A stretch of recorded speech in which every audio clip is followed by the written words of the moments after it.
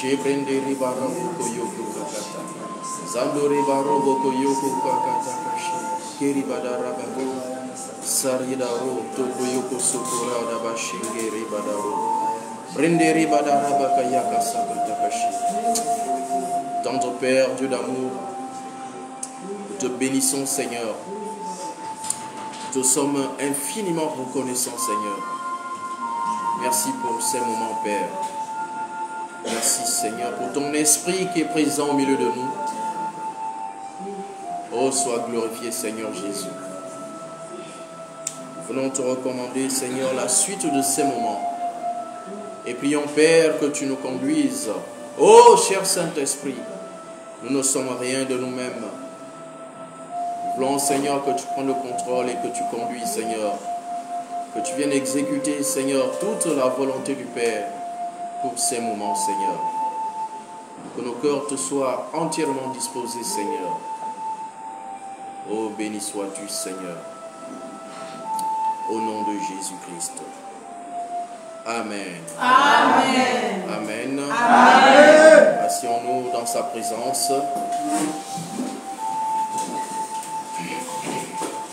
Shalom, bien-aimés dans le Seigneur. Shalom.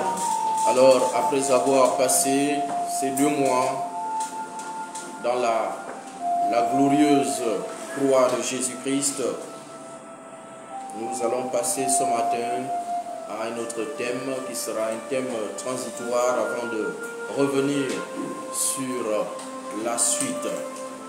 Et pour cela, nous allons être conduits ce matin par une autre personne.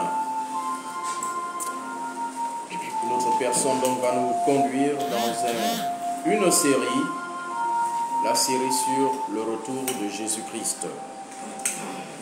J'ai demandé au frère l'évangéliste Gautran de nous conduire dans ce message, dans cette série.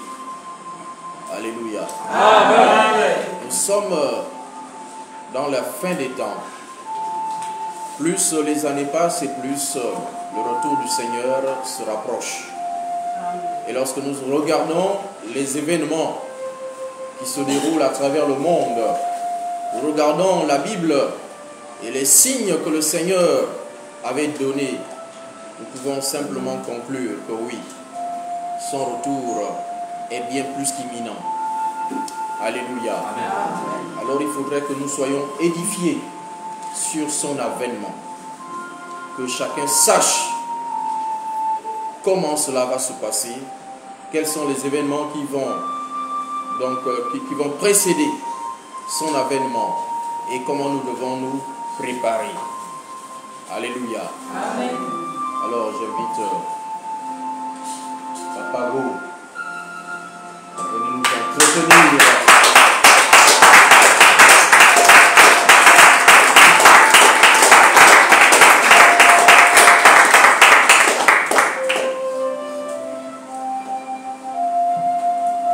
Seigneur Jésus, nous te bénissons pour ce moment. Esprit de Dieu Tout-Puissant, nous voulons simplement compter sur toi pour ces moments, parce que ce sont des choses qui concernent le royaume des cieux, Seigneur. Et nous n'avons aucune intelligence pour pouvoir parler de cela. Si ce n'est toi, Seigneur, qui nous dirige et nous inspire, pourquoi entièrement nous nous abandonnons à toi. Par le nom de Jésus-Christ que nous avons prié. Amen. Amen. Bonjour frères et sœurs. Bonjour. Je rends grâce au Seigneur ce matin qui me fait la grâce de me tenir devant vous. Et je bénis également la vie du pasteur qui m'a sollicité pour ces moments.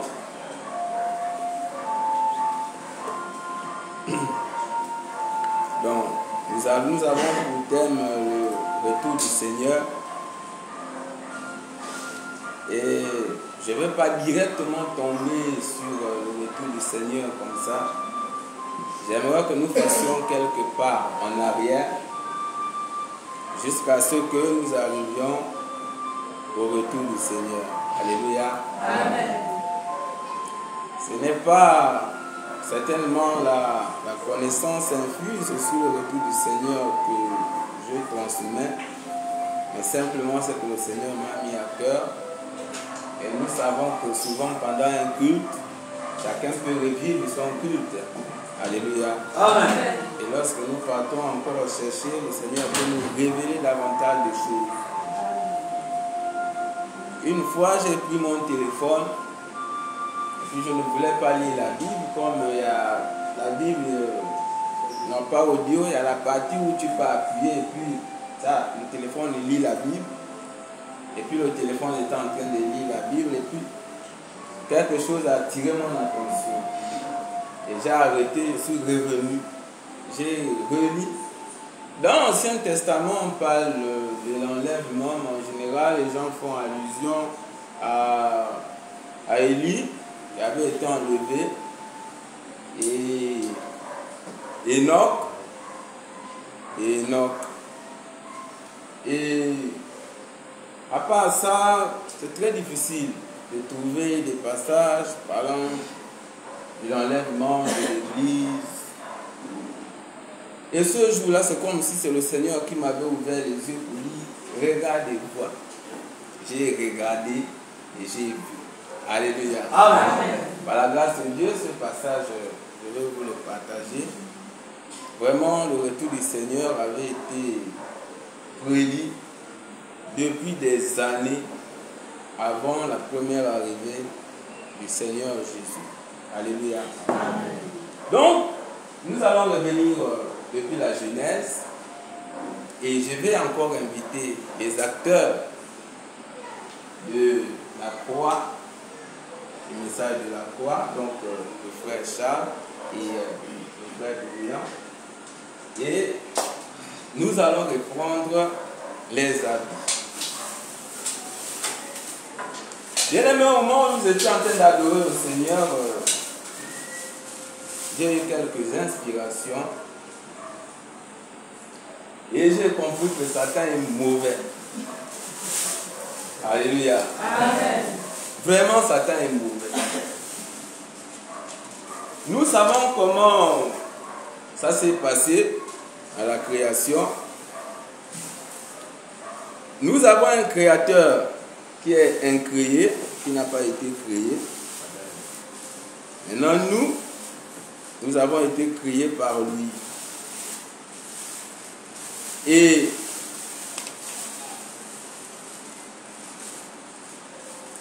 à la création, comme nous le savons tous, dans le livre de la Genèse, la Bible dit que Dieu créa les cieux et puis Dieu créa la terre. La terre était informe et vide. Les ténèbres couvraient la terre et l'Esprit de Dieu se mouvait au-dessus du jour. Et Dieu dit que la lumière soit tout ce que nous connaissons et la lumière fut. Et sur cette terre, Dieu a créé un endroit qu'on a appelé par le jardin d'Éden. Et dans cet endroit-là, vraiment tout était parfait. Mais nous n'étions pas là. Et nous savons bien que l'homme n'a pas été créé dans ce jardin-là. Dieu a créé l'homme quelque part sur la terre. Et puis après, il a pris l'homme et il a mis l'homme dans le jardin. Dieu a créé l'homme dans un environnement qui n'était pas bien. Et il a trouvé que pour que l'homme soit bien, je vais le prendre et puis je vais le mettre dans cet endroit-là où il sera bien, donc dans le jardin. Donc, l'homme est quitté du terrain sec, de l'endroit où il y avait la pauvreté pouvait être, où la précarité pouvait être, où la maladie pouvait être, où la mort pouvait être. Et il a décidé de prendre cet homme et de le déposer dans ce jardin. Il a déposé l'homme dans le jardin, après il a endormi l'homme et puis il a créé la femme. Et les deux étaient bien dans le jardin. Personne n'est tombé malade, ce qu'on appelle par la faim, Les hommes ne connaissaient pas ça. L'homme ne travaillait pas pour manger. S'il avait faim, Dieu avait tout donné, c'était juste là à côté de lui. Donc il partait, il prenait la pomme quelque part. Il ne mangeait pas les chats. Alléluia. Amen. Il restait avec les chats ensemble. Donc le sanglier pouvait venir. Oh, maître Adam, qu'est-ce qui se passe aujourd'hui? Et puis Adam, quand il voyait le sanglier, il pouvait toucher le pelage du sanglier. Non, ne t'en fais pas, tout va bien, il n'y a pas des histoires. Amen. Amen. Le moustique pouvait arriver, Adam était là, le moustique devait chanter leur louange, après il partait. Amen. On ne sait pas de quoi le moustique se nourrissait, certainement il jeûnait, on ne sait pas. Ou bien les moustiques buvaient de l'eau, ils avaient leur mode de vie, on ne sait pas.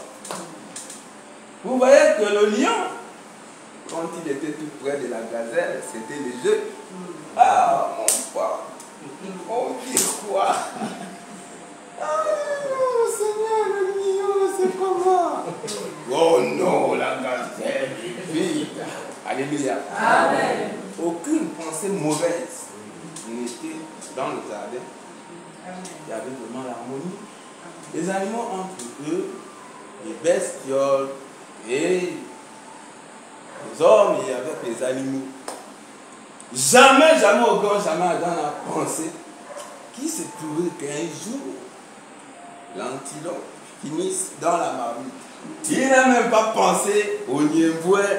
Alléluia. Amen. Quand je regarde souvent la télé avec les petits frères, souvent avec la soeur aussi, quand elle voit un poisson, mon Dieu, le poisson là-haut, celui-là vraiment tu le fais un bouillon.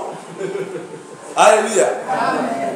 Mais ça là dans le jardin, avec les rivières qui étaient là-bas, même si le poisson sautait, retourne dans l'eau, tourne, personne ne penserait au bouillon de ce poisson. Amen. Amen.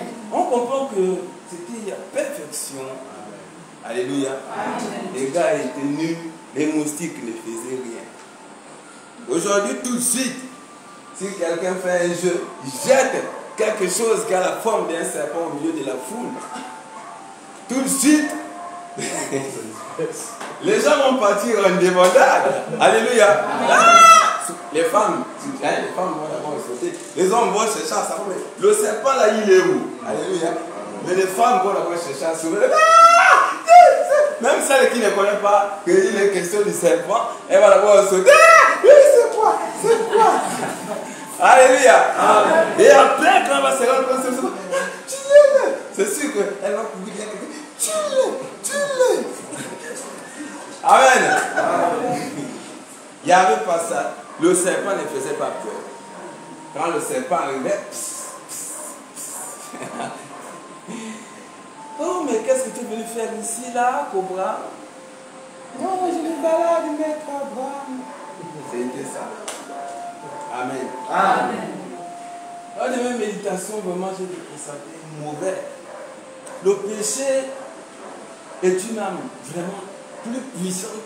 Vraiment, en fait, je ne sais pas, il y a des âmes du Seigneur qui sont puissantes. Quoi. Je vais parler d'une âme de destruction, de gaspillage.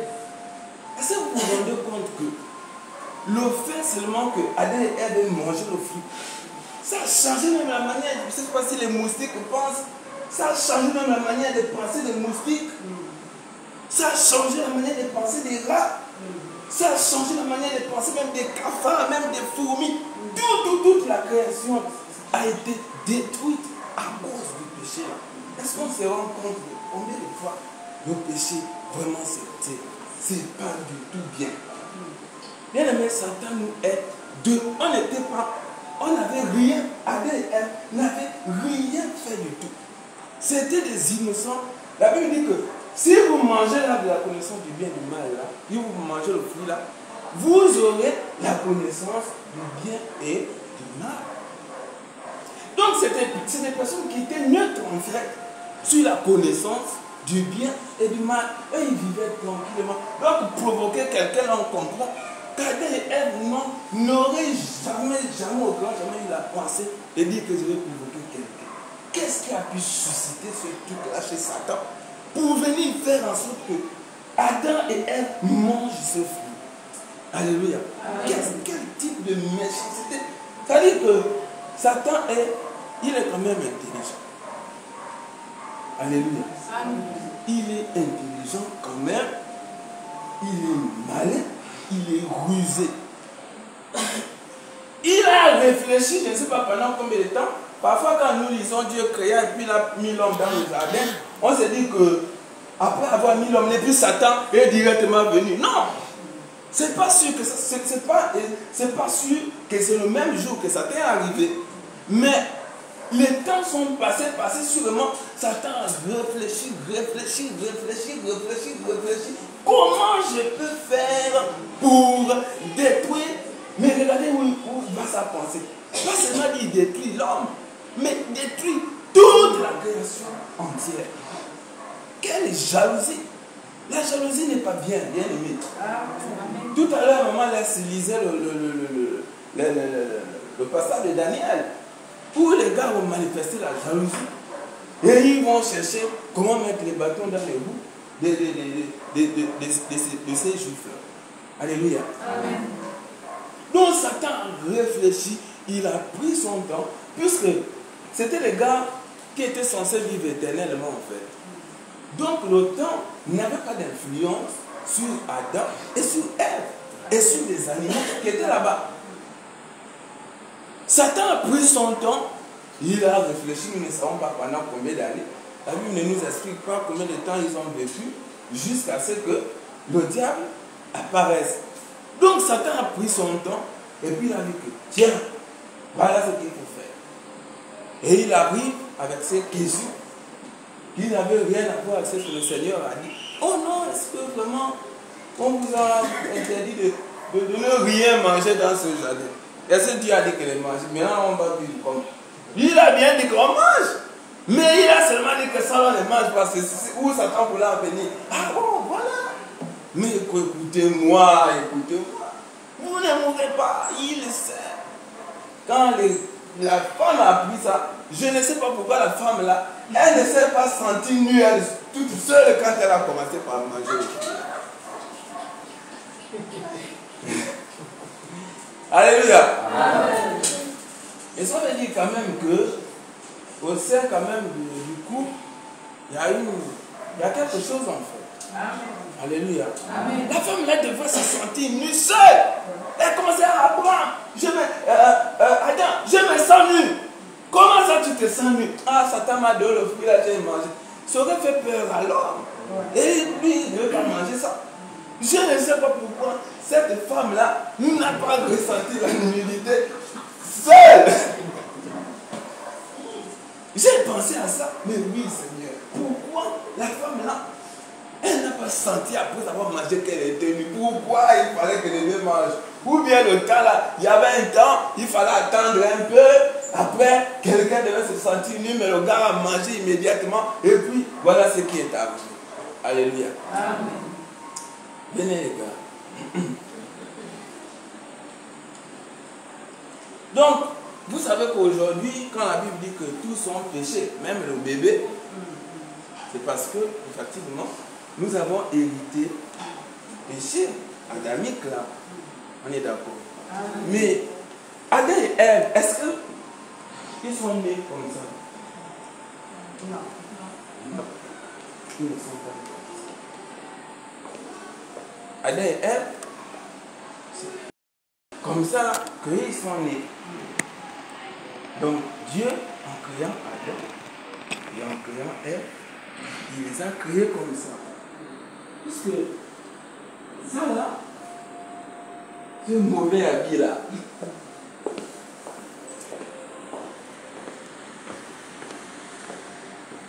Adam n'était pas maudit.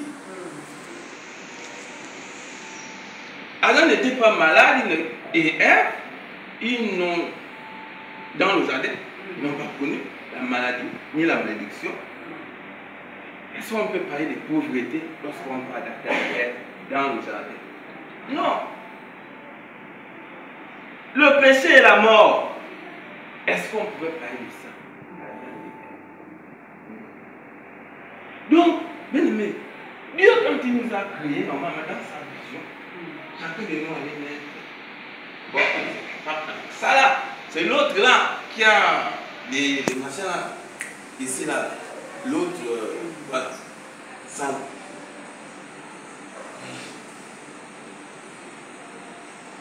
Puisque Adam et Ève sont nés comme ça là. Alléluia. Amen. Comme ça, on ne va pas fatiguer notre frère, porter beaucoup des amis. Le vrai qui fait un peu frais. Il aura chaud, il a d'abord quelque chose en bas, il a porté encore l'autre habit de Jésus. Il va encore porter ça là.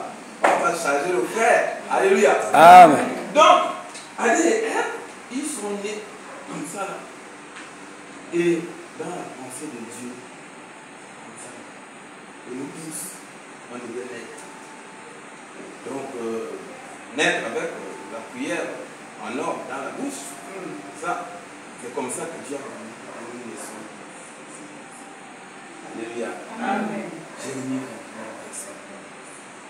Voici le projet que j'ai formé pour vous dire. Donc, quand tu étais né là, lorsque nous sommes nés, c'est comme ça que Dieu voulait que nous naissions. Amen. Amen. J'ai lu quelque part, non, je n'ai pas lu, je cherchais, et puis il y a quelqu'un, en fait, j'ai lu quelque part, oui, et il y a quelqu'un qui m'a apporté cette information parce que je n'ai pas lu tout le livre. Quelqu'un m'a dit que parmi les causes qui ont poussé Satan à la rébellion, puisque Satan, c'est un ange, vous voyez par exemple, quand Dieu voulait parler à Daniel, il dépêchait un ange. Et Satan aussi, peut-être dans la louange, je ne sais pas quoi, Dieu devait le dépêcher. Les anges sont au service de Dieu pour les hommes. Alléluia. Amen. Donc, Lucifer aussi, à un moment donné, Dieu devait l'envoyer quand même chez l'un d'entre nous, chez nous tous, pour venir apporter un message bien précis. Bien aimé, le jour que Dieu a chassé Lucifer de là-bas, Lucifer n'avait pas parlé de sa bouche que moi, Lucifer, je vais élever mon trône au-dessus de celui de Dieu et on va voir. Non, la Bible dit qu'il se disait en lui-même. Donc Lucifer, il pensait seulement dans son cœur. Il n'avait pas fait sortir ça de sa bouche. Dieu a écouté. Depuis dans le cœur de Lucifer, il a dit que je vais élever mon trône au-dessus de celui de Dieu. À partir de là, Dieu a dit bon. Il a chargé quelqu'un. Ce n'est pas Dieu lui-même qui est parti à attraper. Dieu ne peut pas faire des choses comme ça. Lucifer est trop petit pour lui. Donc il a seulement dépêché un qui est comme Lucifer. Et la Bible dit que Jésus même a dit que je l'ai vu tomber du ciel comme l'éclair. Tomber, frère, il n'est pas descendu.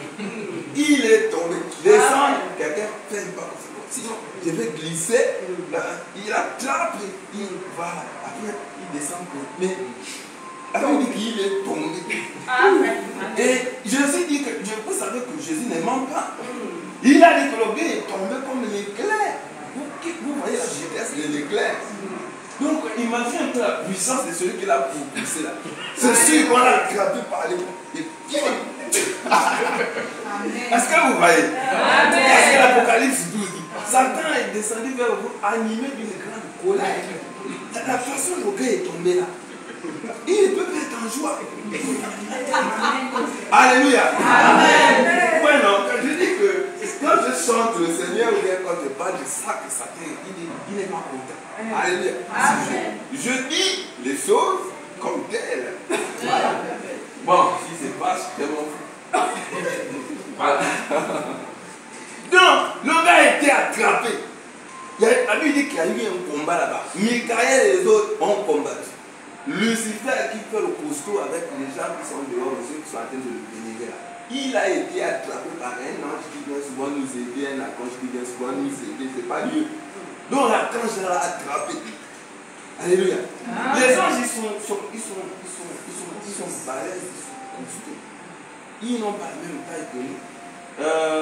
Quelqu'un m'avait dit une fois, un jour, qu'on a retrouvé, c'est pas qu'on a retrouvé l'épée de Goliath.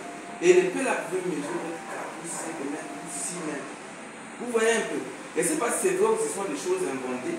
Mais imaginez un peu l'épée là qui mesure 6 mètres ou 5 mètres. Celui qui tient l'épée, il va avoir quel tabac.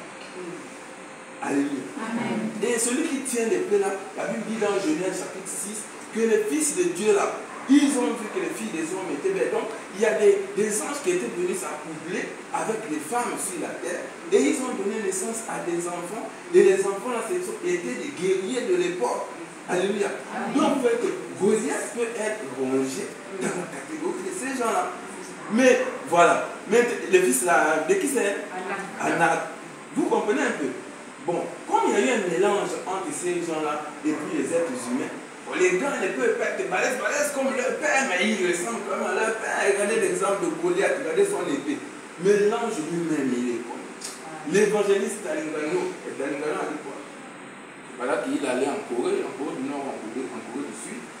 La vie a commencé par bousculer comment les musulmans ont commencé leur prière. Les autres, là, en tout cas, tout le monde a vu son dernier jour. Et ce Seigneur l'a mené dans le sommeil quand il dort. Il voit l'ange, le Boeing qui transporte 500 personnes à la vitesse de 5000 km/h ou 500 km/h, je ne connais pas. Mais c'est une vitesse extraordinaire qui gère la vie avec le Dieu. Alléluia. Alléluia. Amen. Donc là, il n'est pas question d'une petite personne. Les gars là, quand ils se déplacent, c'est pas que il va s'envoler. S'il veut que tu vois comme il s'envole, il va s'envoler pour que tu vois. Mais sinon, le déplacement, c'est tellement rapide. En fait, il pense à là où il veut partir et puis se retrouve là. Alléluia. Amen. Mais imaginez un peu comment le Dieu est costaud. Lucifer, quand la Bible fait sa description, tu étais un chérubin protecteur, aux ailes déployées, tu marchais dans la perfection. Donc, c'est un gars, il a vu la gloire. C'est-à-dire qu'il a quand même un profil un peu personnel. Mais il y a il a attrapé. Alléluia! Amen! Du bon côté. Amen. Alléluia! Amen. Celui qui l'a attrapé là est de l'autre côté. Amen. Donc, quelquefois les ruses de Lucifer, il tourne, il fait mon cher. Celui qui t'a attrapé là, il est toujours de mon côté. Amen. Il faut te calmer. Alléluia.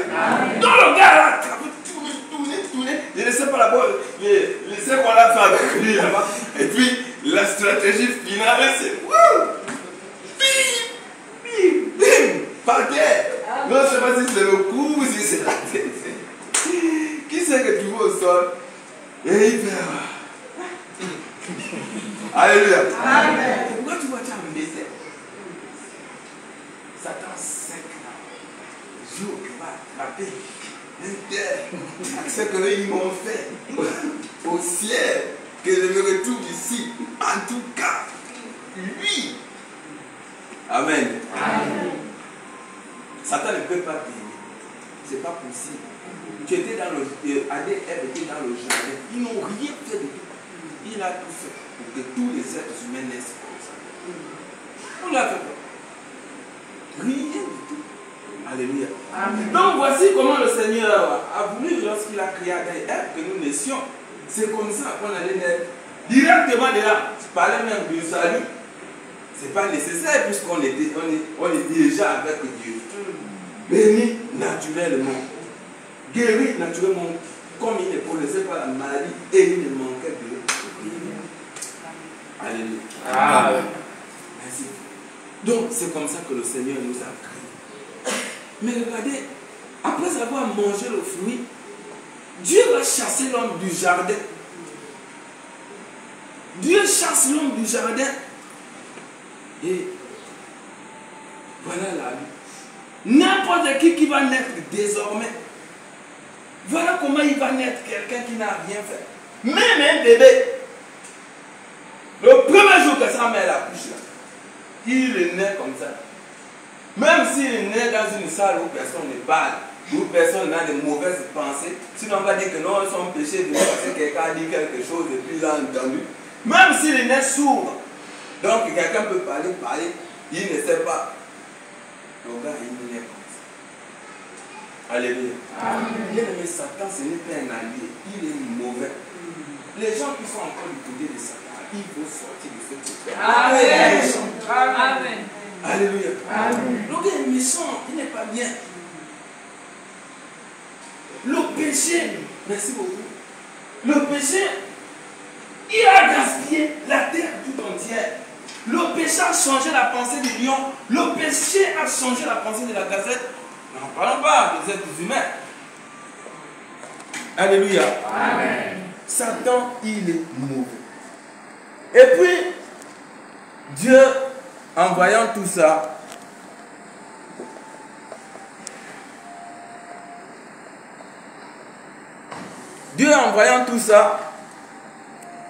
il vient dans le jardin, il voit l'homme se cache.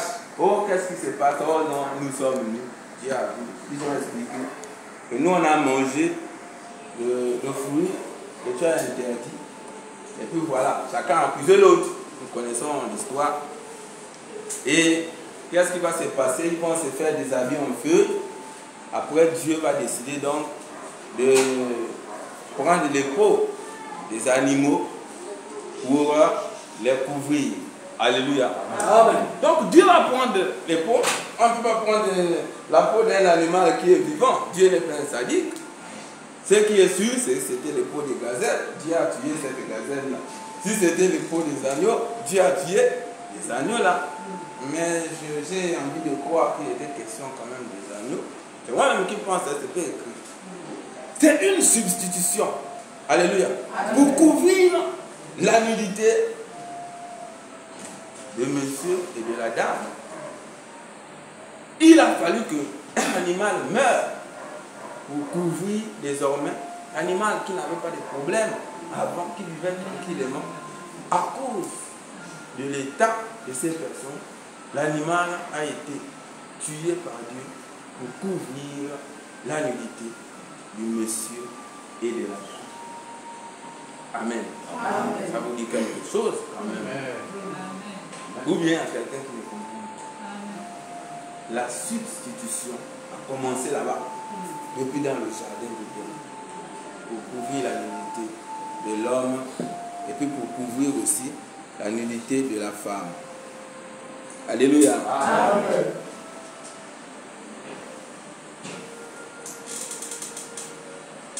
Donc après, Dieu va dire à l'homme et à la femme que vous n'allez pas rester dans ce jardin. Vous allez sortir de ce jardin. Et les gars sont sortis. Quand ils sont sortis, c'est où Adam a su comment on fait pour trouver le manioc. C'est où Ève a su comment on fait pour trouver, je ne sais pas, le tubercule. La vie est devenue terrible. Alléluia. Amen. Ils ont commencé à cultiver la terre. La chose qu'on prenait facilement sur l'arbre, on ne peut plus prendre. La nourriture qu'on mangeait facilement, on ne peut plus la manger. C'était devenu terrible. Quand je me mets à la place d'Adam et Ève, j'essaie un peu de me mettre dans leur tête. Mon Dieu, quelqu'un qui naît dans un palais et qui finit à même le sol sans rien. Alléluia. Amen. C'est terrible, hein? Imaginez quelqu'un qui naît dans l'or, il naît dans les diamants, et puis après tu finis là comme un clochard, tu n'as plus rien du tout. Si, ce sont les histoires en fait que nous racontons, les histoires qui sont vraies, mais si tu es dans la peau du personnage, ce n'était pas quelque chose de facile à vivre. C'est vraiment quelque chose de difficile. Quelqu'un qui vivait bien, qui ne manque de rien. Du jour au lendemain, comme ça, tu perds tout. Tu perds tout ce que tu as comme avantage. Pourquoi? Parce qu'il y a quelqu'un qui est venu là pour te faire comprendre autre chose qui n'est pas vrai. Alléluia. L'homme qui était immortel est devenu mon Dieu. Quelqu'un qui était immortel devient mortel. Tu as déjà une durée de vie limitée. Quel avantage, qu'est-ce qu'un homme donnerait pour être vivant? Surtout lorsqu'il a des biens. Mais quand je pense que je vais mourir alors que je n'étais pas censé mourir, aïe Seigneur! Quand je pense qu'un moustique et moi on était des amis, et aujourd'hui, si je n'ai pas le ventilateur, j'ai chaud avec les moustiques. Quand je pense Il n'y avait aucun danger dans la forêt. C'est le même lion qui était là-bas, c'est la même panthère, le même serpent. Mais aujourd'hui, j'ai déjà peur des choses que moi-même j'ai donné le nom. C'est moi qui t'avais donné le nom lion. Mais quand il me voit, sa pensée c'est m'agresser. Moi j'étais ton chef. Aujourd'hui c'est moi qui fuis devant toi. Mais mon Dieu, ça fait mal. Et tout ça, Adam et Ève, je suis sûr que leur conscience les a frappés pour dire vrai. Peut-être même Adam pouvait dire à Ève, mais qu'est-ce qui t'a poussé à écouter cette voix? Il a fait comment pour te convaincre, mais trop tard. Bien aimé, c'est un gros poison le péché. Très sincèrement, le péché est un gros poison. Ça détruit. Regardez, le péché amène l'homme à la mort. Pas seulement la mort physique, mais ça s'étend jusqu'à la mort spirituelle, la mort éternelle. Quelle pensée Satan a eu? Quelque chose qui va tuer ton âme et qui tue ton corps. Le péché. Alors que Dieu, quand il regarde dans la création, ce n'était pas comme ça qu'il a voulu que nous vivions. Et il a commencé par annoncer dans la Genèse que je vais trouver une solution pour vous. Alléluia. Amen. Donc, Dieu va annoncer ça dans la Genèse. J'ai parlé de la substitution par l'animal qui a été tué et puis la peau, on a mis. Après ça, Genèse 6, la Bible dit que c'est une introduction. En fait, Dieu commence depuis la Genèse pour arriver à Jésus. Alléluia. Amen. Donc, je suis en train d'aller quelque part, ne vous ennuyez pas. Je vais quelque part.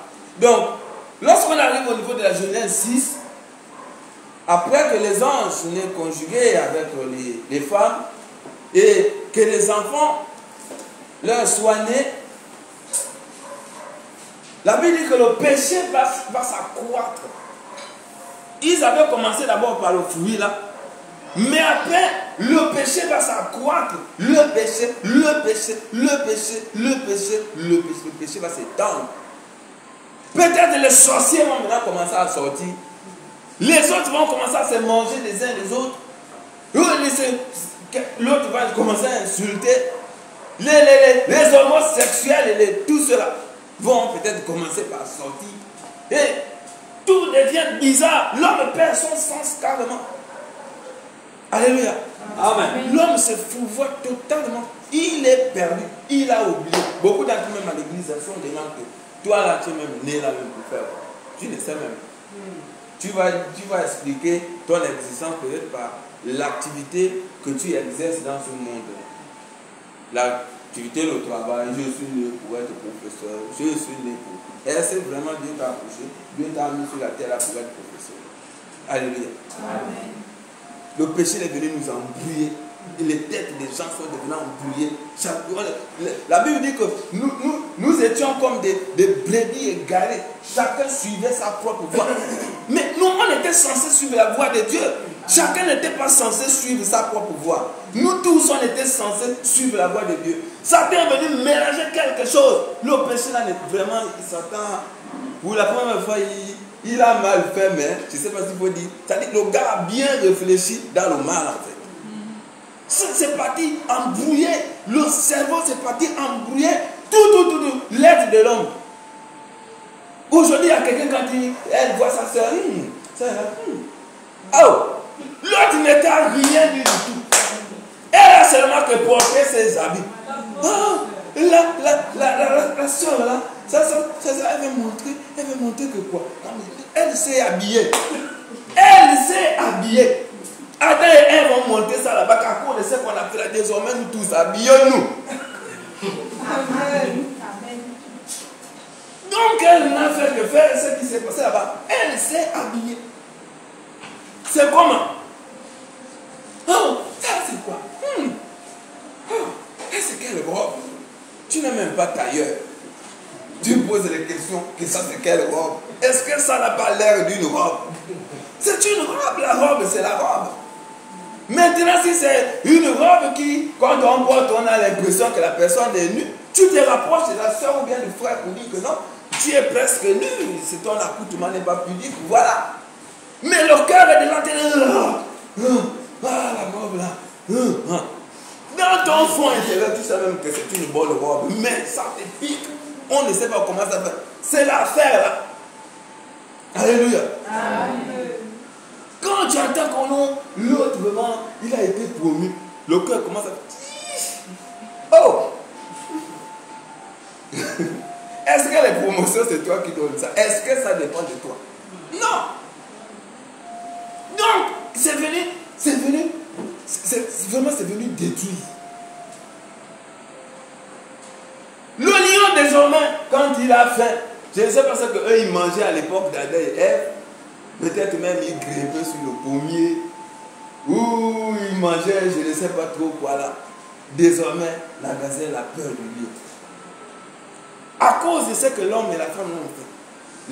Même les animaux entre eux qui n'avaient pas de problème, à cause de ce que Adam et Ève ont fait là, voilà maintenant le lion devient l'ennemi de la gazelle, et en tout cas c'est la jungle.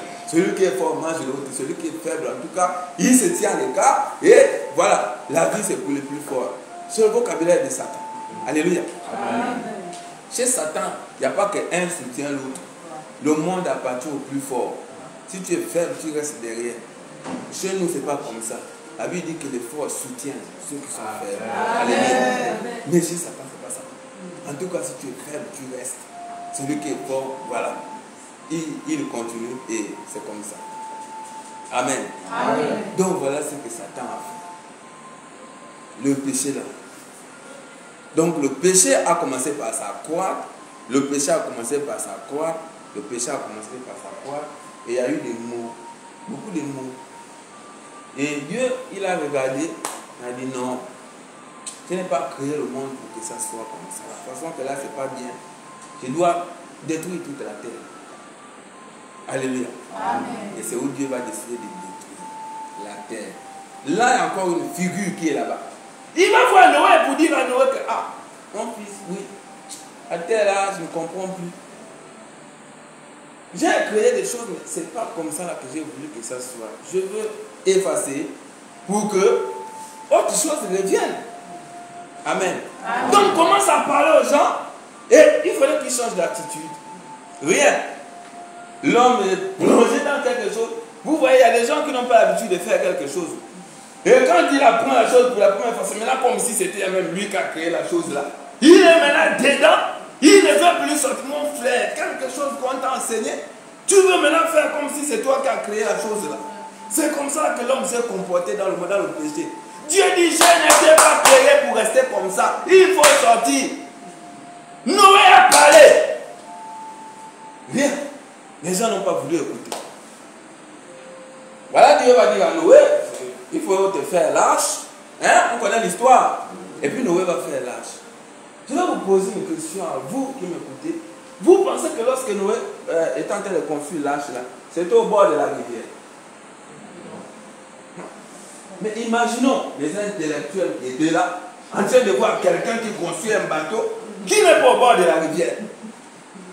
Nous, quand on voit les grandes constructions là, même si c'est un peu loin de la mer, mais il y a quelque chose qui va conduire ça comme ça là, pour amener ça dans... En fait, il y a forcément quelque chose qui va conduire le bateau pour que le bateau là tombe dans l'eau.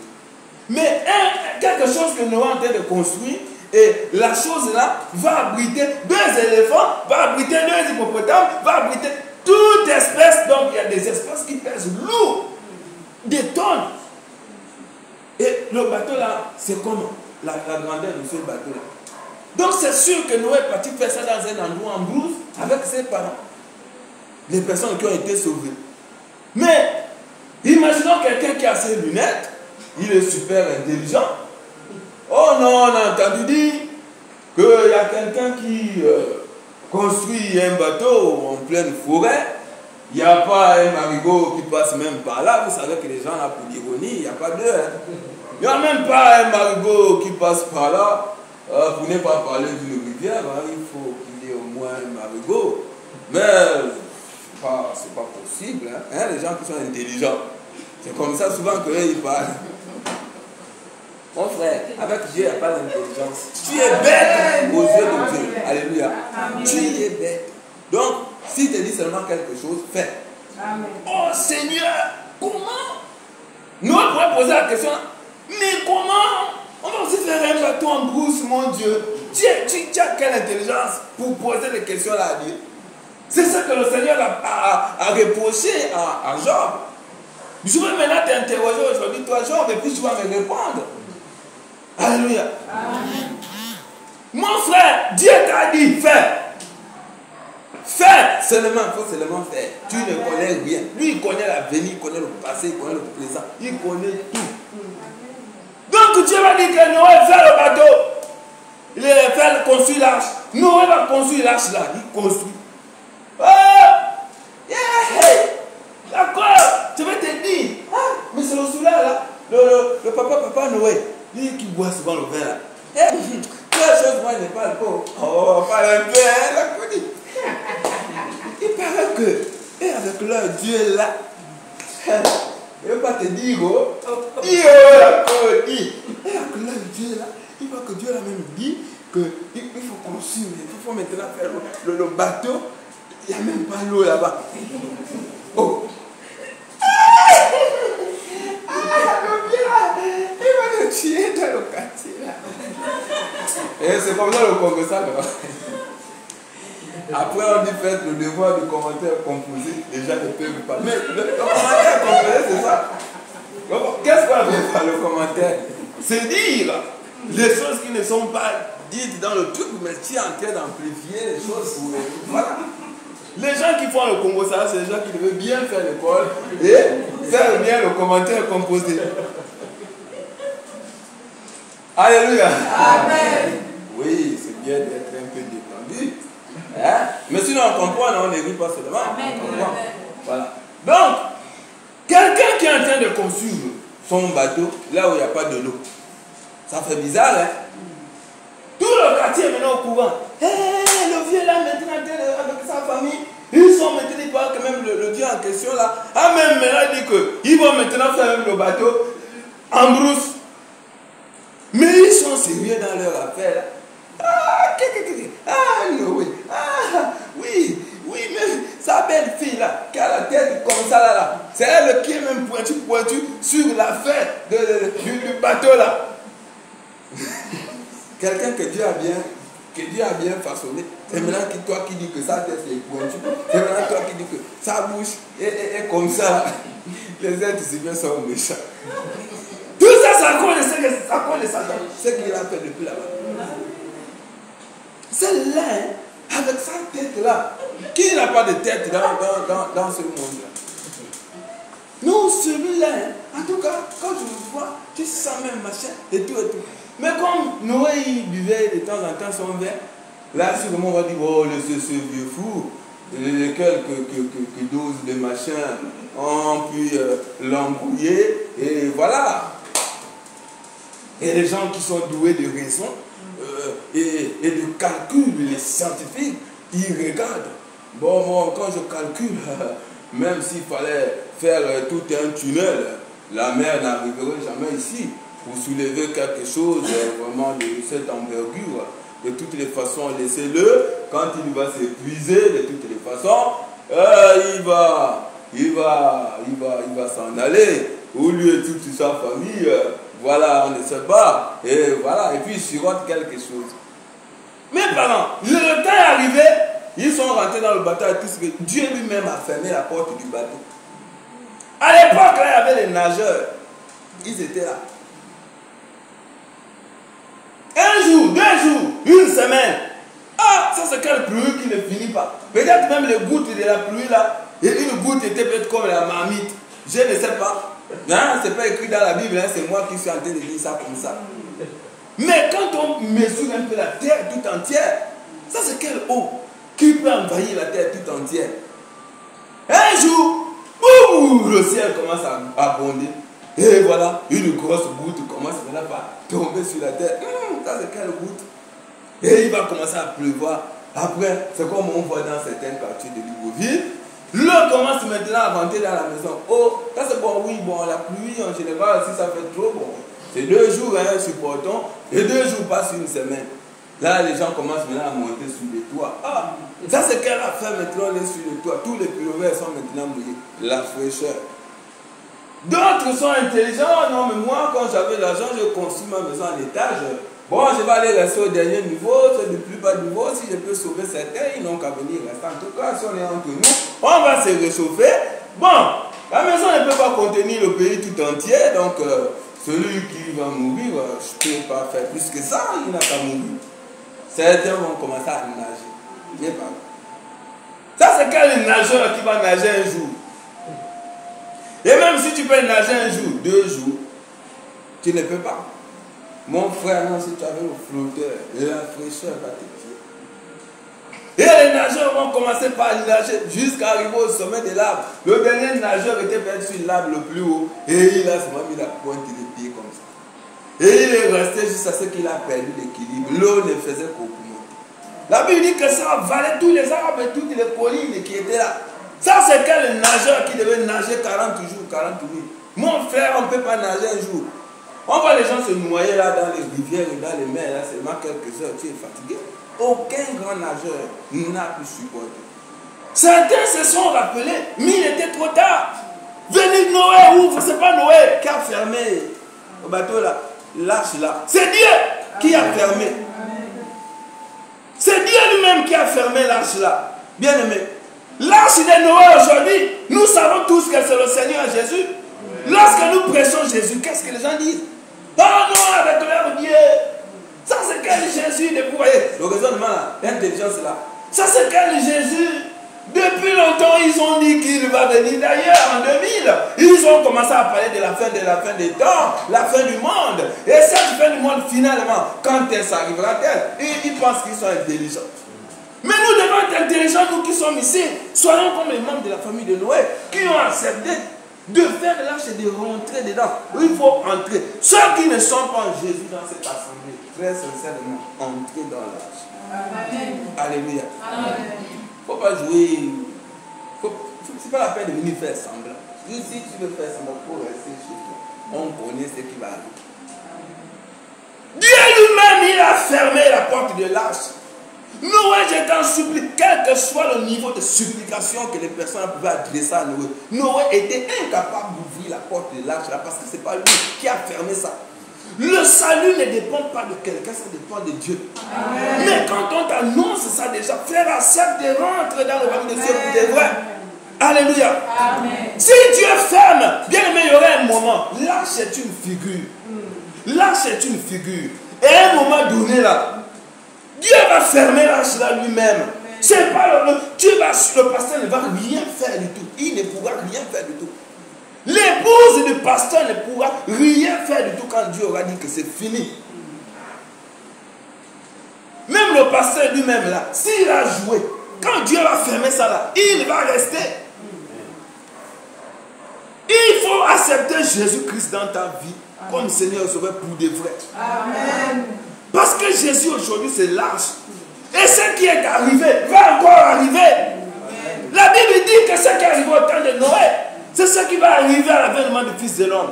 Au temps de Noé, les hommes mangeaient, les hommes buvaient, les hommes festaient, ils mariaient leurs femmes, leurs enfants, ils se mariaient. Aujourd'hui c'est la fête. Tous les samedis, quand tu tournes un peu, les enfants ont apporté leurs petits habits comme ça, direction lui. Ils sont les fêtes, hein. Et les mariages, aujourd'hui, ils font l'actualité, tout le monde veut déjà se marier. Mais combien de personnes savent qu'au moment où nous sommes en train de fêter, il y a l'arche là-bas, il faut entrer dans l'arche là. Alléluia. Amen. Il faut rentrer dans l'arche. Ce que nous sommes en train de faire aujourd'hui, c'est ce que Noé faisait. C'est la même chose que Noé faisait. Et les raisonnements sont les mêmes raisonnements. Et les conséquences seront les mêmes conséquences. Alléluia. Amen. Il faut rentrer dans l'arche là. Il faut rentrer dans l'arche.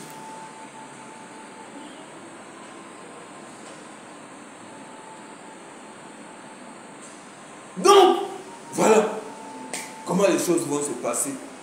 Et Dieu va décider donc de détruire Les nageurs vont nager. Mon frère, quand Dieu va fermer ça là, c'est où les hommes, en fait, les gars ont regretté. Ceux qui étaient en train de mourir, d'autres. Tu vas t'accrocher au bateau là. Peut-être Noé, Dieu a même demandé à Noé de mettre des choses qui glissent. Qui glissent autour du bateau. Donc quand tu viens, tu vas penser que tu vas attraper quelque chose pour t'accrocher, mon frère, ça glisse. Tu ne peux rien attraper. Rien ne pouvait, personne ne pouvait s'agripper sur quelque chose là-bas. Sinon on devait dire que oh non, au terme de ça vraiment, quand Dieu a posé le bateau, quand les eaux ont séché, il y a quelqu'un qu'on a trouvé accroché, vraiment, qui s'est battu. Personne ne pourra s'accrocher. Soit que tu es dedans, soit tu es dehors et tu meurs. Là, les gens vont mourir en fait. Les gens vont mourir pour de vrai. Alléluia. Amen. On n'a pas besoin d'atténuer les mots. Mourir, tu vas mourir. Ce qui est sûr, c'est que tu vas mourir. Ça a servi à quoi l'école? Des personnes qui avaient des lunettes et qui commencent à dire oh même ça c'est un vieux fou, mais c'est pas possible. L'école là a fait quoi? Rien du tout. Tout l'argent que les gens avaient dans les comptes en banque, ça a fait quoi? Rien du tout. La Bible dit que les trésors ne peuvent délivrer quelqu'un au jour du malheur. Jamais. Quand c'est Dieu qui est à l'origine de ça là, quel que soit tes biens, mon frère, tu es perdu pour toujours et à jamais. Alléluia. Amen. Félicitations vraiment à toutes les personnes qui sont en Christ. Alléluia. Amen. Vraiment que le Seigneur nous fasse grâce d'y rester. N'épousons pas la pensée de certains. Le de Dieu n'a pas de gomme. Ça vient la de l'Apocalypse. Donc les gens qui disent que le créateur de Dieu n'a pas de gomme, bon, peut-être c'est une nouvelle gomme qu'on a trouvée puisque la technologie ne fait qu'évoluer. On a trouvé la gomme au crayon de Dieu. Donc faites maintenant attention. Ce n'est pas pour faire peur. Hein?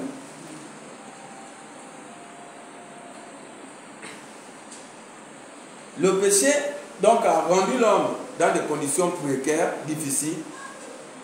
Et puis, Dieu va commencer à chercher un moyen.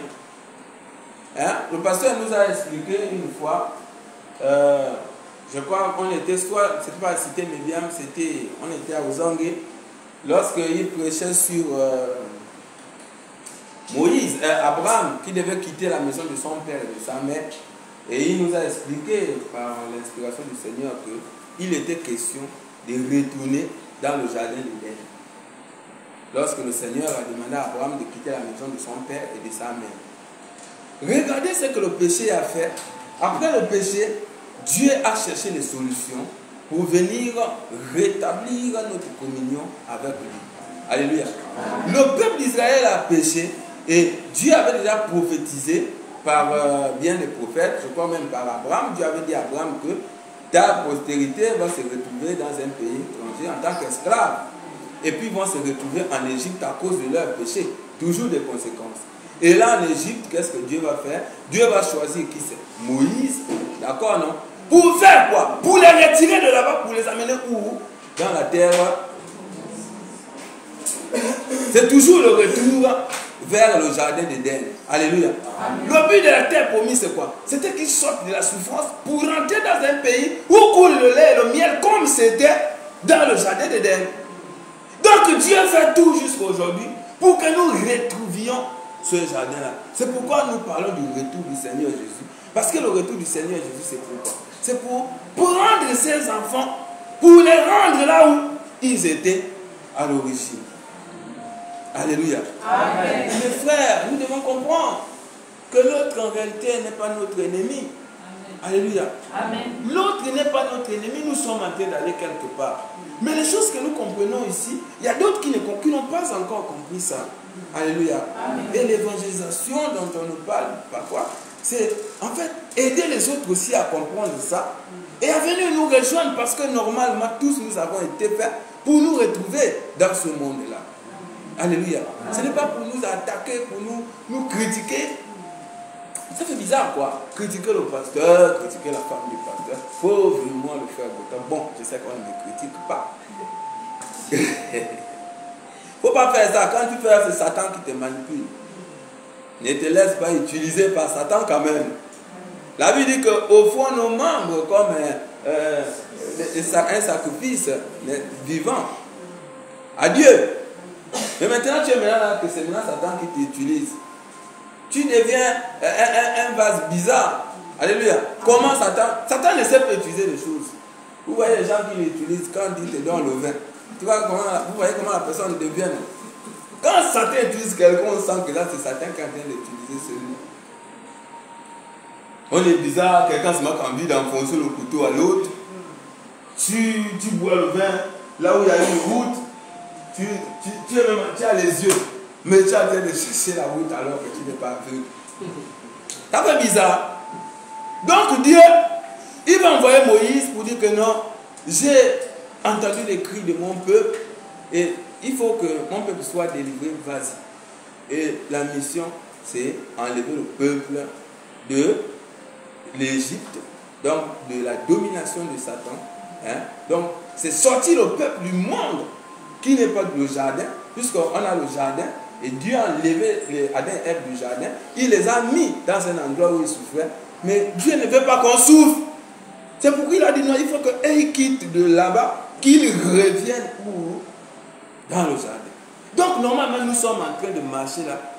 Nous sommes en route pour le jardin. Alléluia. Amen. Nos souffrances auront une fin un jour. Nous sommes encore en train de marcher. Mais nous sommes près du but. Alléluia. Bientôt on ne sera plus malade. Bientôt on n'aura plus faim. Bientôt on ne va plus pleurer. Bientôt, tout ça, on n'aura plus ça. Il y a un vocabulaire qu'on ne va plus jamais écouter quand on va rentrer là-bas. Incurable, il ne sera plus jamais là-bas. Alléluia. Amen. Il y aurait plus incurable, il y aurait plus malédiction. Ça la même. Quand on va te dire, je ne sais même pas la personne qui va prononcer le mot là, parce que ça ne va plus exister.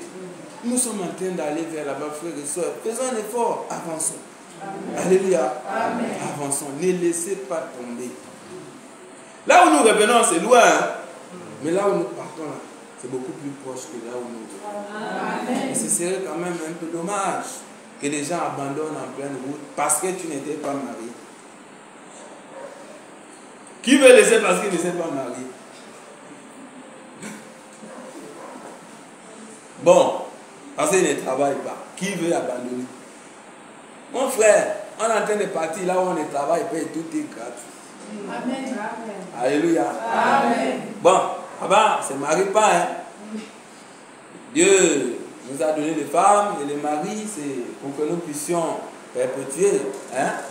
Et on ne peut pas avoir des enfants comme ça là. On va parler comme Dieu a parlé, non.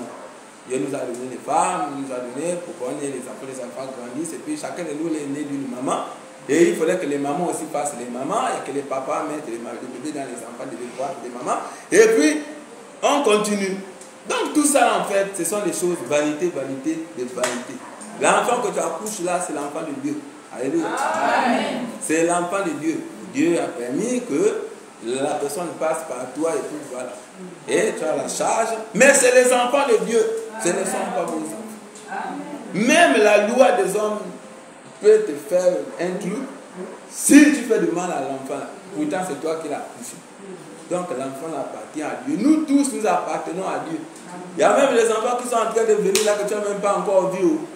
C'est encore quelque part que Dieu va mettre dans ton ventre. Ce sont ces gens qu'il a décidé de mettre dans ton ventre pour que tu mettes au monde les gens ici qui viennent avec leur mission aussi.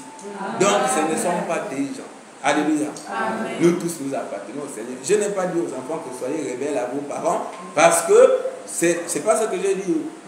Alléluia. Amen. Donc voilà ce qui s'est passé. Et puis Moïse, il va prendre et puis il va les amener dans la terre promise. Bon, tous ne sont pas partis. Hein. Ils se sont rebellés et le péché a tué tous ceux qui sont partis là. C'est une nouvelle génération de quelques personnes qui sont rentrées dans la terre promise. La terre est déjà gaspillée. Alléluia. Amen. La terre est déjà gaspillée à cause du péché parce que le péché ne peut plus finir sur la terre. Amen. Amen. Et Dieu va donc établir les juges. Et les juges, c'était des guerriers. Vous avez les gens comme les Gédéons, vous avez les gens comme les Samson. Est-ce que vous voyez un peu?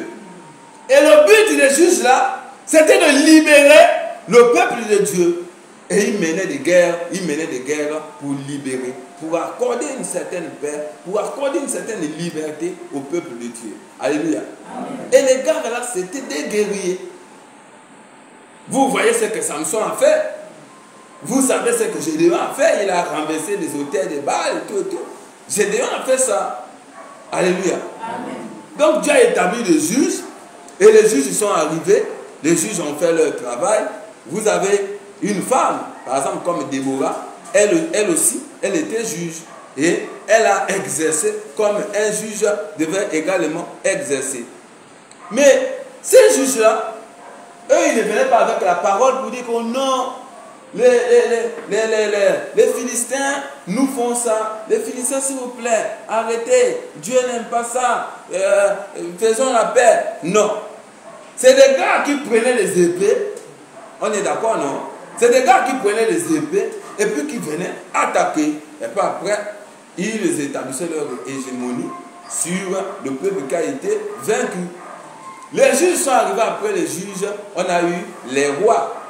Et là, Dieu va commencer à faire la promesse que, avec les prophètes, qu'il y a beaucoup de rois qui sont passés jusqu'à Salomon. Mais je vais vous donner un roi qui est éternel. Alléluia. Son royaume serait un royaume éternel. Lui aussi, il viendra avec la mission de vous libérer. Amen. C'est où Jésus vient. On sait comment il est venu. Là, je parle de la première venue de Jésus dans le ventre de maman Marie. Donc, Jésus vient dans le ventre de maman Marie. Et tout de suite, on comprend le nez. Hein? C'est ça. Il commence maintenant à faire leur contreplaqué, il fait les plafonds, il fait les portes de la maison. Et les gars sont en train de regarder quoi? Le sauveur en question, c'est celui qui fait les portes, celui qui fait les plafonds, celui qui fait les machins là. Oh oui. Regardez, Samson vient. Samson cherche le combat entre les Philistins et lui. Samson prend la mâchoire de l'âne et il commence par détruire, il tue. Jusqu'à ce qu'il propose l'énigme. Oh, celui qui va répondre à l'énigme là, qu'est-ce qu'on donne? Oh non, c'est 40 ou 50 tuniques et tout et tout. Oh oui.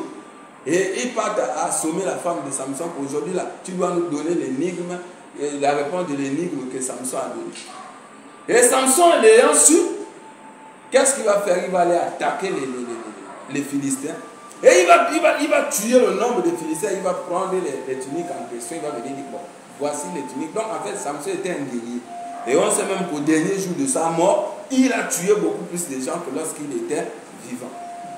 Donc le peuple de Dieu, lorsqu'on leur parle d'un sauveur, il voit quelqu'un qui va venir comme Samson. Il voit quelqu'un qui va venir comme Gédéon, qui va venir avec une épée, qui va venir avec une lance, qui va venir avec quelque chose pour délivrer le peuple. Alléluia. Amen. Et voici, à l'époque, ils étaient sous la domination romaine. Donc les Romains étaient en train de piétiner sur eux. Une longue histoire. Je pense que les Juifs s'étaient déplacés à un moment parce qu'il y avait eu un problème de l'économie et tout. C'est un peu lent. Et ils sont partis quelque part jusqu'à ce que je crois que c'est un roi de Rome ou un empereur. Il y a eu une histoire où après, ils ont décidé d'assiéger les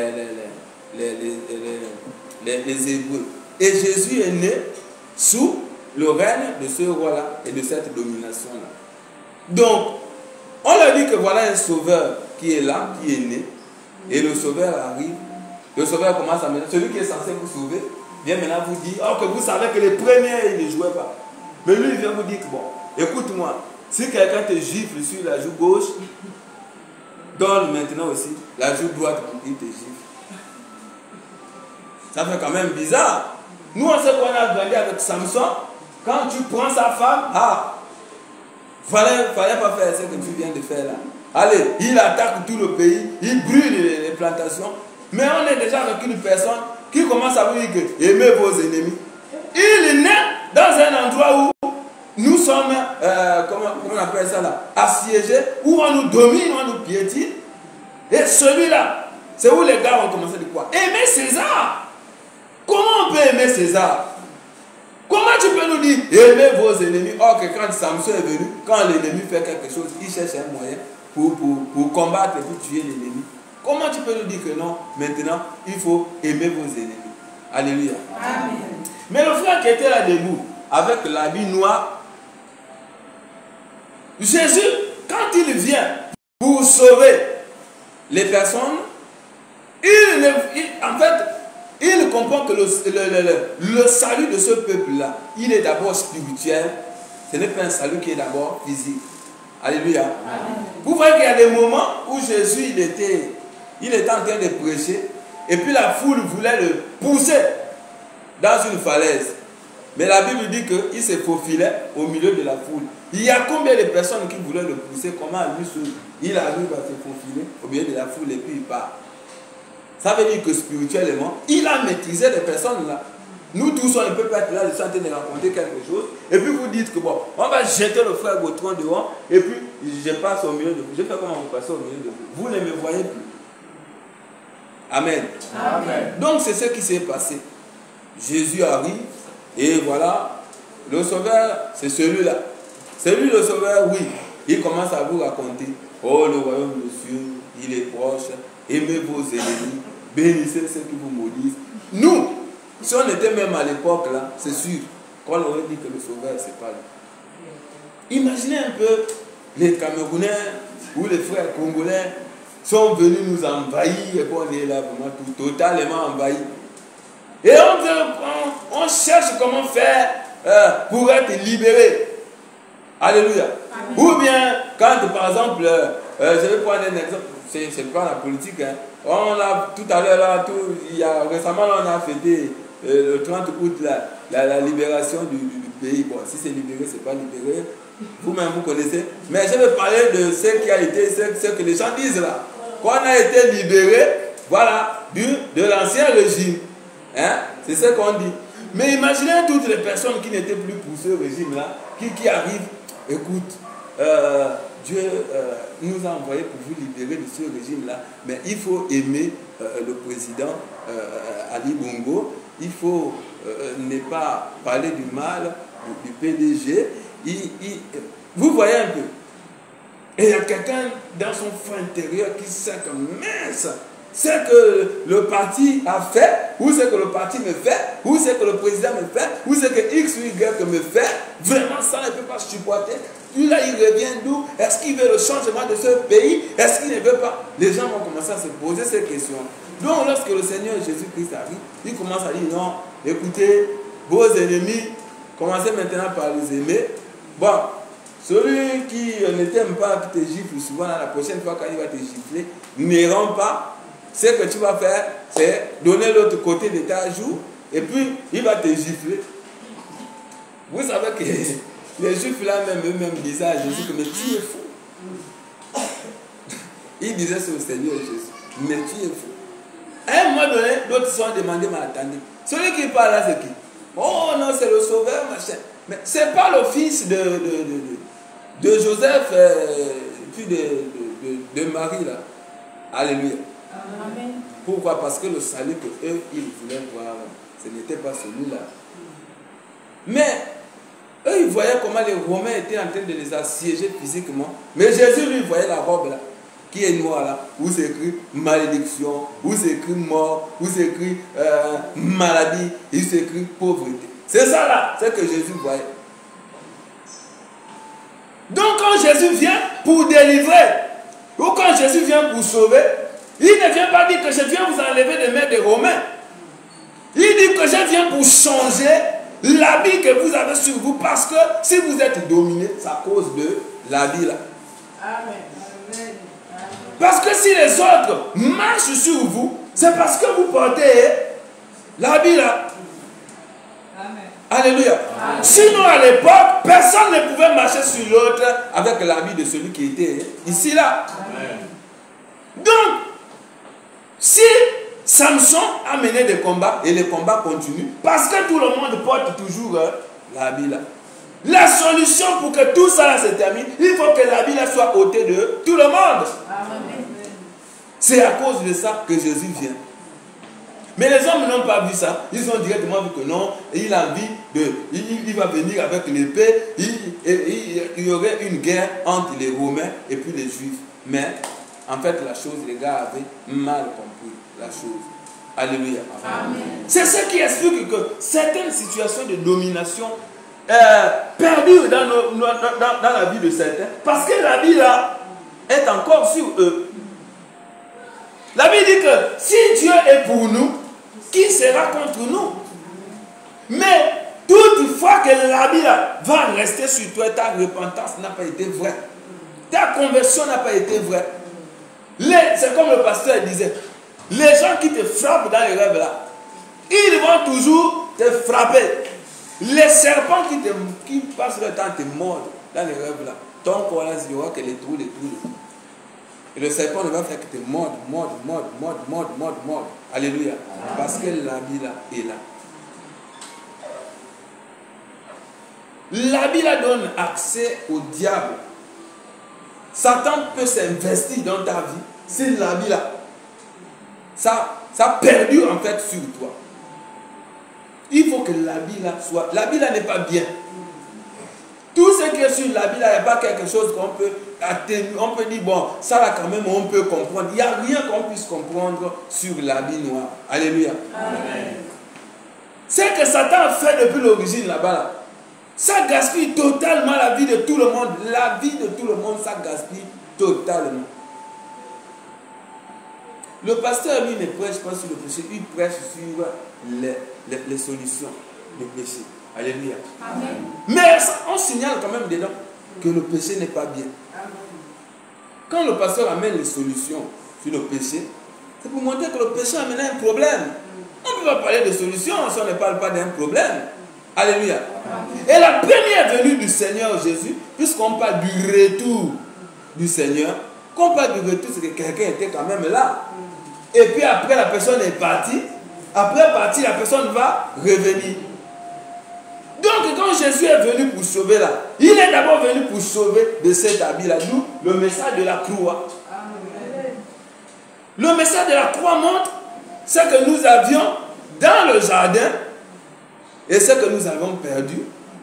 Et Jésus vient, après tout ce qu'on a monté comme les étapes, pour nous sortir de là. Puisque depuis qu'on voit depuis la Genèse jusqu'au Seigneur Jésus, le but de Dieu c'est de nous amener quelque part, dans un endroit où on ne sera plus comme lorsque nous étions maintenant hors du jardin, mais Dieu a envie de nous amener dans un état où on va se retrouver dans le jardin. Et la substitution que nous avons vue là-bas, c'est Jésus-Christ lui-même qui est venu pour couvrir notre nudité, notre péché, par le biais de qui c'est? De son sang.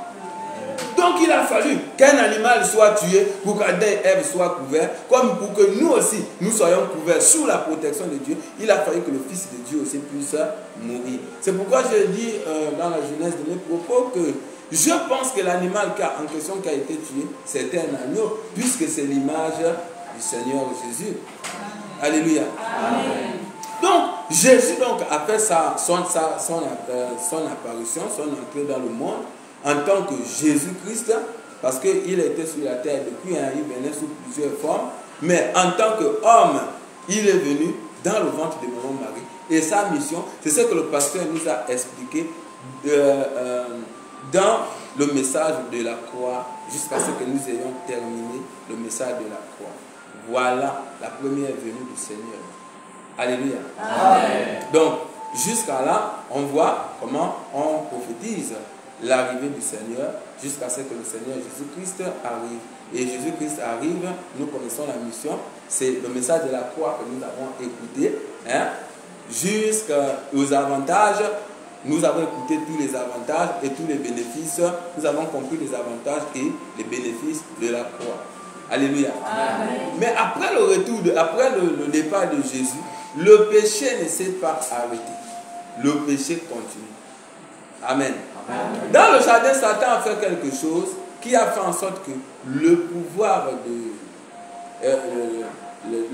du monde, ou du moins, tout lui soit donné en fait. Vous comprenez un peu, non? Dans la deuxième tentation de Satan, à Jésus-Christ dans le désert, il va dire au Seigneur Jésus que regarde ces royaumes et tous les trésors de cette terre. Cela m'a été donner. Et moi, je peux donner ça à n'importe qui. Donc, je vais te donner ça si tu te prosternes devant moi et puis si tu m'adores. Alléluia.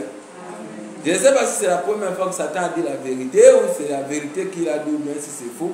Mais nous savons que la Bible dit que le monde entier est sous la puissance du mal. Donc, ça veut dire que Satan est en train de régner dans le monde. Alléluia. Mais Satan ne peut pas régner dans le monde librement si l'Église est là.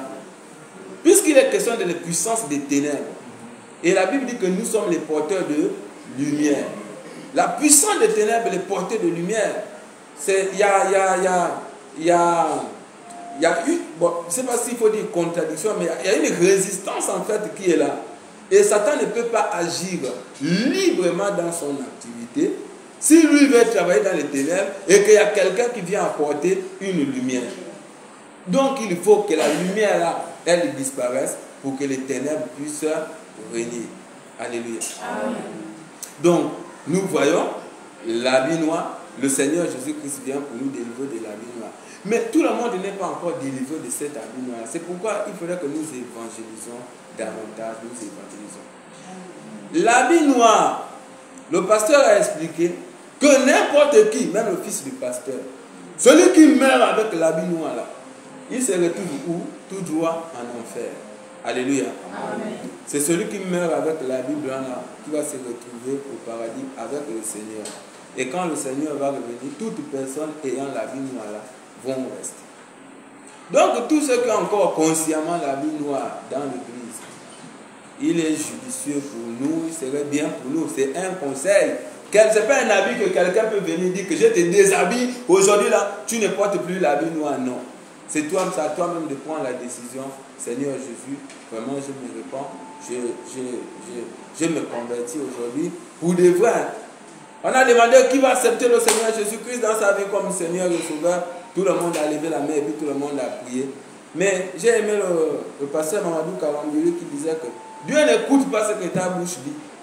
Il écoute ce que ton cœur dit. Amen. Alléluia. Amen. Donc le cœur peut dire Seigneur, la bouche peut dire Seigneur Jésus, je t'accepte dans ma vie comme Seigneur et Sauveur, mais ton cœur est en train de dire autre chose.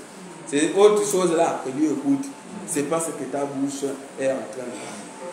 Alléluia. Amen. Donc le Seigneur Jésus-Christ est venu, il est venu, et puis après, il a fait son ministère 3 ans, et puis après sa résurrection, la Bible dit quoi? La Bible dit que il s'est retrouvé avec ses disciples sur la montagne, et il était en train de leur prêcher, aller faire de toutes les nations les disciples. Au moment où il était en train de parler, qu'est-ce qui s'est passé? Il montait. Et il est monté, les disciples regardaient le ciel, il est monté jusqu'à ce qu'il a disparu. Alléluia. Amen. Et puis quand il disparaît, il y a des anges qui descendent et puis qui disent aux disciples, mais pourquoi vous restez à regarder le ciel et vous êtes là en train de regarder le ciel pour voir comment le Seigneur est en train de partir. Le Jésus que vous voyez partir là, la même manière que vous le voyez partir là, c'est de la même manière que vous allez le voir revenir. C'est ce que la Bible dit. Alléluia. Amen. Donc, est-ce que Jésus revient? Il y a des gens qui ne croient pas. Mais les anges ont dit ça. Que de la même manière que vous le voyez partir là, c'est de la même manière que vous allez le voir revenir. Donc, bien aimé, Jésus revient pour de vrai. Alléluia. Amen. Bon, moi, je vais m'arrêter d'abord là pour aujourd'hui. Alléluia. Amen. Vous êtes fatigué? Non. Donc, je continue. Vous ne répondez plus. Voilà. Donc, je préfère m'arrêter par là aujourd'hui. Voilà. Donc, je suis parti de la jeunesse pour montrer où on était bien. Et puis, on est sorti de là où nous étions bien. Et le mal a vraiment gaspillé la terre jusqu'aujourd'hui. Parce que nous savons que Dieu va détruire la terre là. La terre là ne peut plus servir à quelque chose. Si la terre est encore là, c'est parce que nous, les enfants de Dieu, nous sommes là. Mais lorsque nous allons quitter, nous allons partir de là, quelque chose va se passer. Amen. Amen. C'est comme si en fait on était debout sur quelque chose et que si on enlève le pied, la chose va exploser, va détruire. Et si le monde n'explose pas, si le monde n'est pas détruit, c'est parce que nous sommes en train de retarder quelque chose. Mais bientôt nous allons quitter de là et la chose là va exploser. Mais les personnes qui vont rester là, c'est des choses qu'on va voir après. Donc vraiment, ne vous fatiguez pas. En général, toute introduction est compliquée. Quand on fait bien l'introduction, le développement, vous voyez, non? Ça coule. Donc nous sommes aujourd'hui au niveau de l'introduction pour montrer effectivement que quand on parle du retour, c'est qu'il était déjà là. Après il est parti. Et il y a quelqu'un qui a annoncé qu'il va revenir. Donc nous allons parler donc du retour du Seigneur Jésus le dimanche prochain. Alléluia. Amen. Donc que Dieu vous bénisse encore ce matin. Amen.